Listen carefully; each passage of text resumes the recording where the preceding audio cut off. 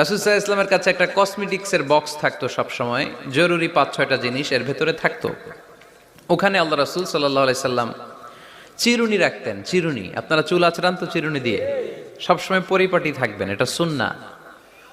পরিচ্ছন্ন ফিট থাকা, সবসময় গেট আপটা ভালো থাকা, এটা সুন্নাহ। আল্লাহ রাসূল সাল্লাল্লাহু আলাইহি ওয়াসাল্লাম কোনো বিদেশি ডেলিগেট আসলে তাদের সাথে দেখা করার আগে সময় নিতেন, নিজেকে গুছিয়ে নিতেন। সুবহানাল্লাহ পড়েন। চুলগুলো আঁচড়ে রাখতেন এই চিরুনি দিয়ে। তাহলে ব্যক্তিগত কসমেটিক্স বক্সে আল্লাহ রাসূল সাল্লাল্লাহু আলাইহি ওয়াসাল্লাম যে জিনিসগুলো রাখতেন তার মধ্যে একটি হচ্ছে চিরুনি। 2 নাম্বার, আল্লাহ রাসূল সাল্লাল্লাহু আলাইহি ওয়াসাল্লাম জাইতুনের তেলের একটা ছোট্ট বোতল রাখতেন। ওয়াত্তিনি ওয়াজ জাইতুন, অলিভ অয়েল।